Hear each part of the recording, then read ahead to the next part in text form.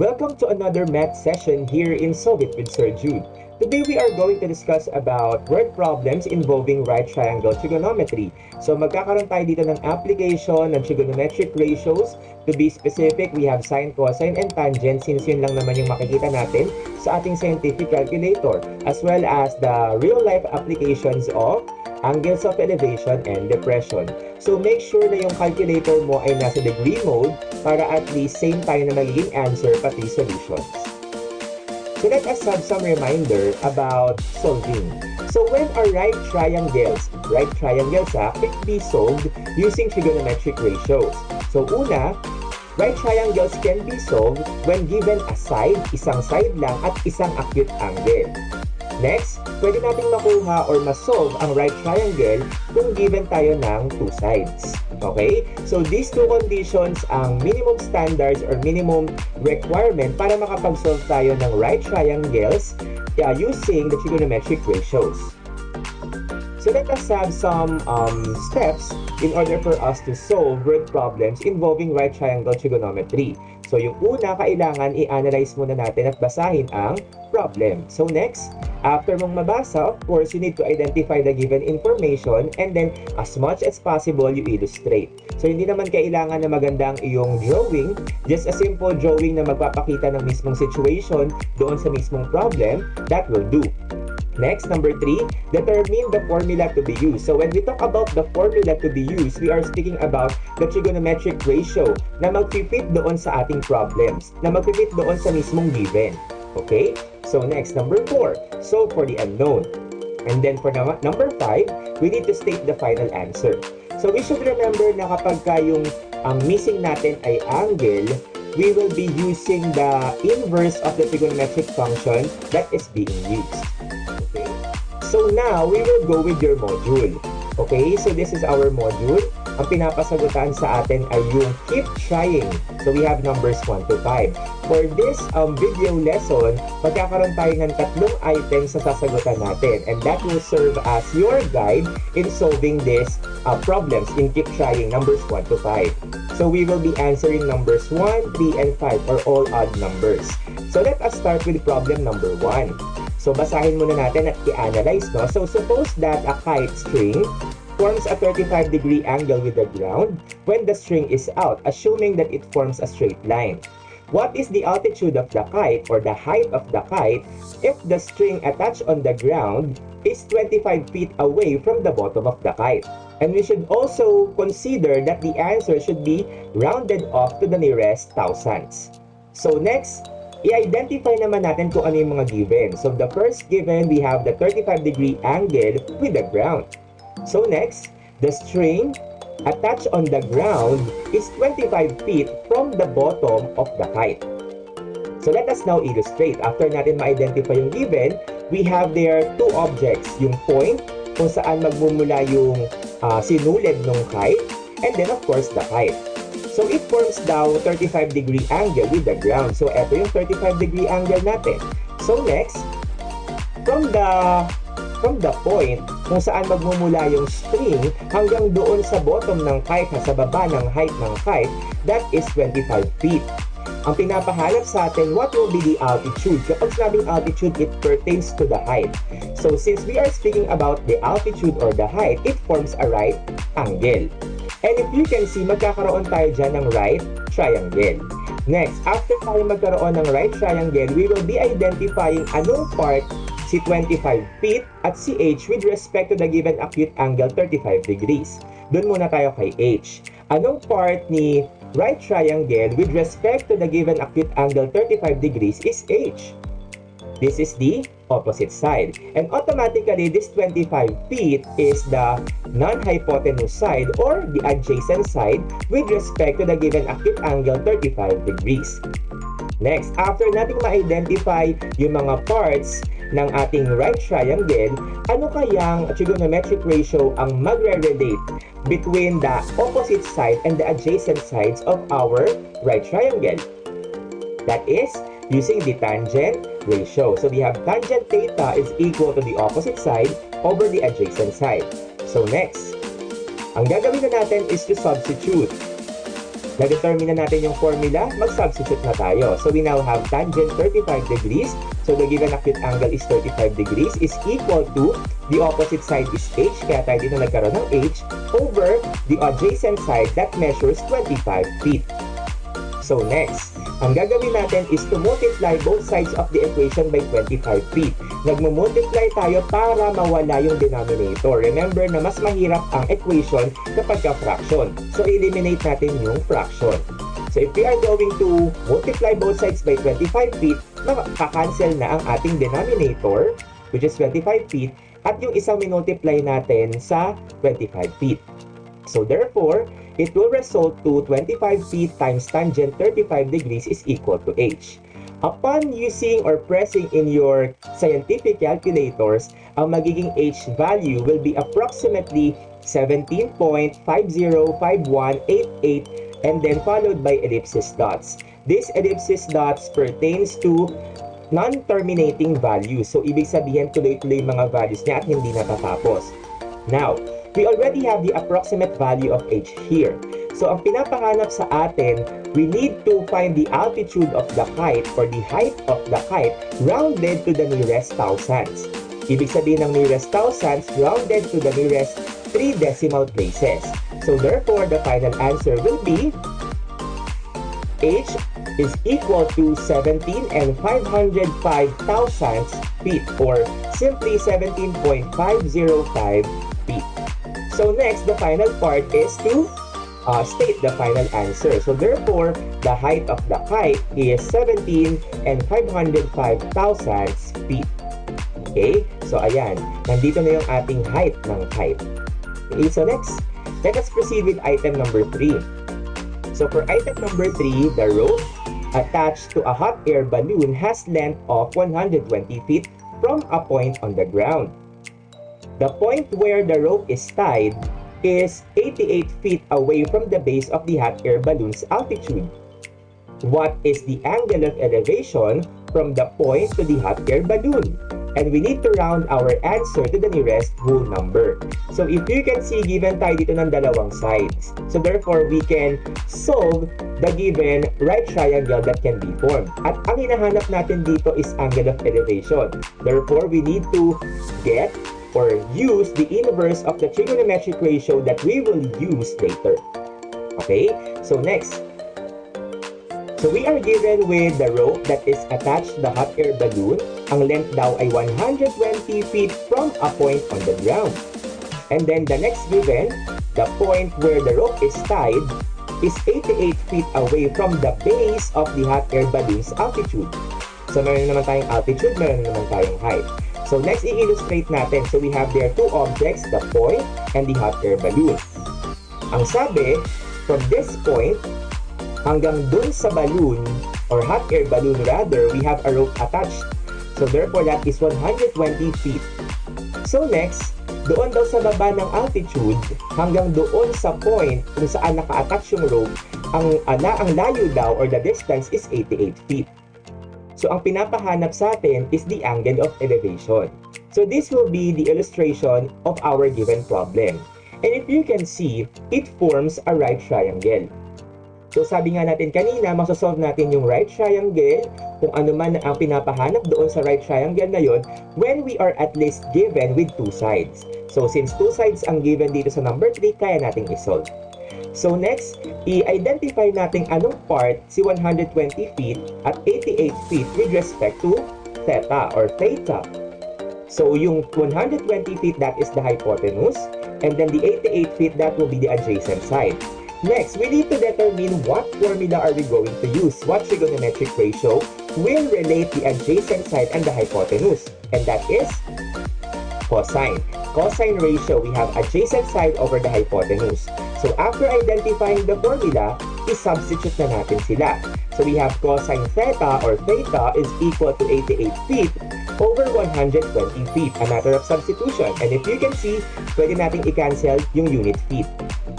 So next, we have cosine theta or theta is equal to 88 over 120.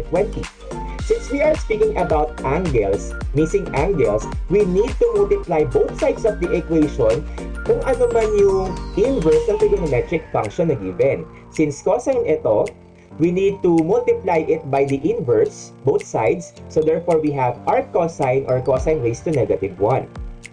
Kapag ganyan ang instance, it will now produce an equation theta or theta is equal to arc cosine quantity 88 over 120. So next, para ma-encode ito, you just need to press shift or second function and then cosine.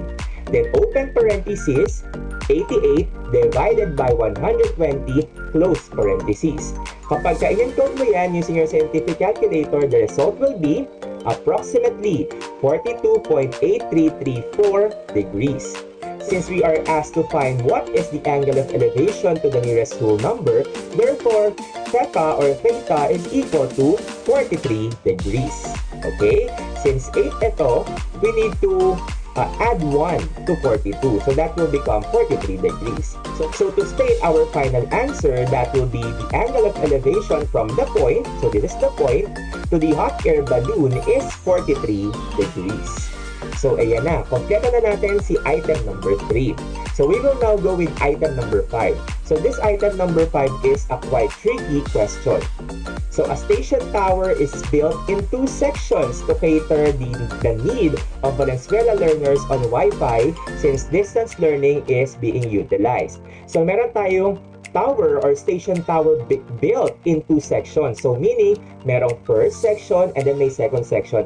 Parang dalawang floor or dalawang magkapatong na structure. Then, from a certain point, 66 meters from the base of the tower, the angle of elevation to the top of the first section is 25 degrees. So this is the angle of elevation from the top of the first floor or the first structure. Then, at the same point, the angle of elevation from the top of the second section or the second structure is 46 degrees. What is the height of the second section of the station tower to the nearest meter?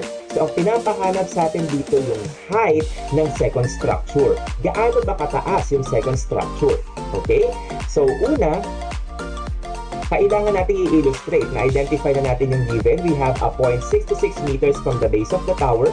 Ayan yon. So this is the point and it is 66 meters away from the base of the tower. Ngayon, may angle of elevation na form. So yung una, from this point to the top of the first structure or first section, it forms a 25 degree angle. And then, meron naman daw isang angle of elevation, this time from the top of the second section or the second structure. And that measures 46 degrees. Ang pinapahanap sa atin ngayon, what is the measure or the height of the second tower? So, possible ba na ito ay ma-solve? Yes, possible itong ma-solve. So, ang gagawin lang natin ay kuhain yung side opposite ng bigger triangle. Remember that this bigger triangle has an acute angle that measures 46 degrees.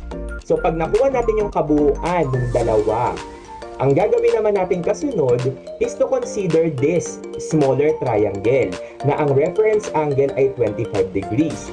Makukuha natin yung opposite side nito using a trigonometric ratio, katulad lang na nasa malaking right triangle.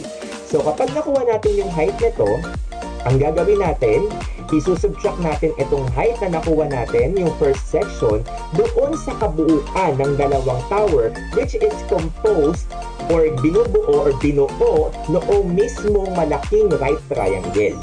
So, ang gawin natin, paghiwalayin natin yung dalawang right triangle. So, etong side na to, yung opposite ni 46 degrees, it represents B. Si B ang totality ng dalawang sections na nabuo. Okay? Siya yung height ng first at saka second, yung buong structure.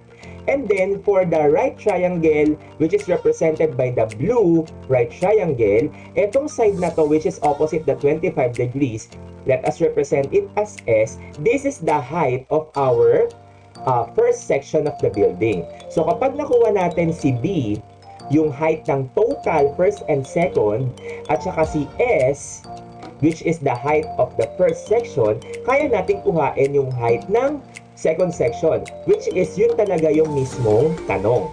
Now, let us focus on the first right triangle, which is the orange right triangle or the bigger right triangle. Let us name B and 66 meters with respect to 46 degrees or the given reference acute angle. So si 66 meters, that will be the adjacent side, and B, that will be the opposite side.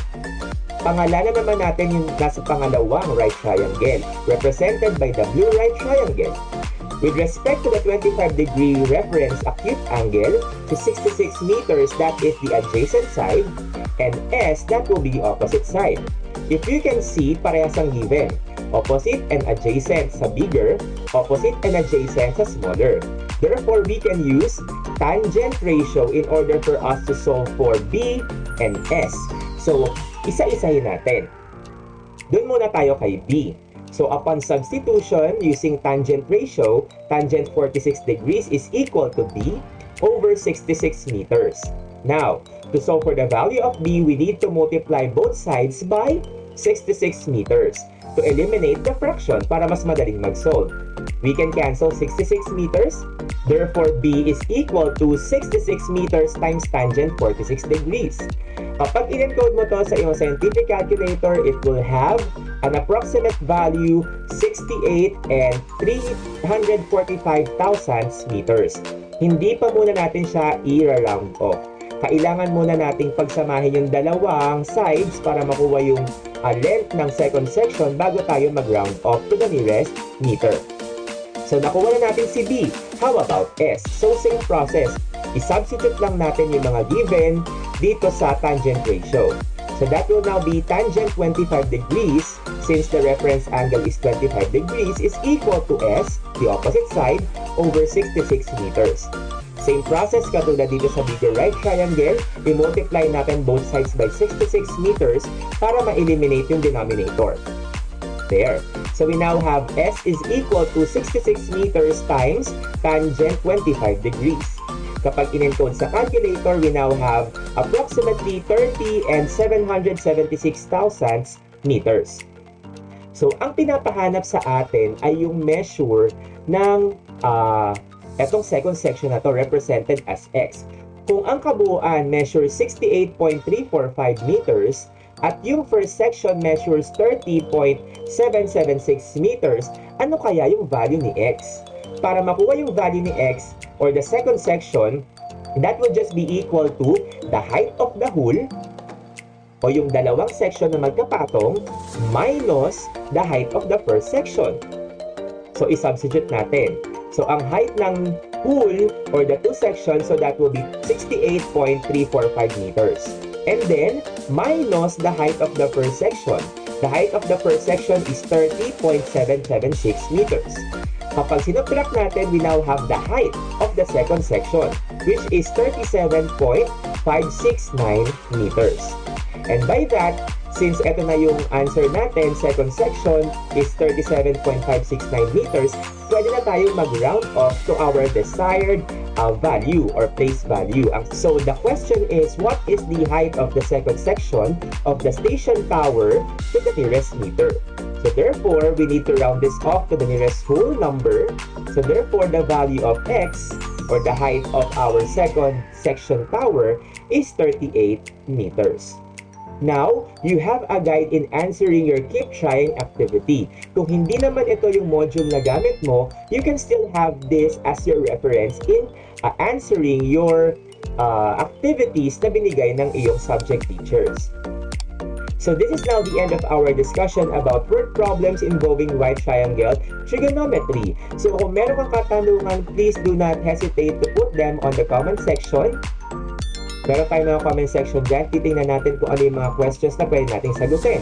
If you've learned in our session for today, do not forget to like this video, share this video to others para makatulong sa kanila. If you are new to our channel, please subscribe and hit the notification bell for more video lessons. So this is Sir Jude. Good day!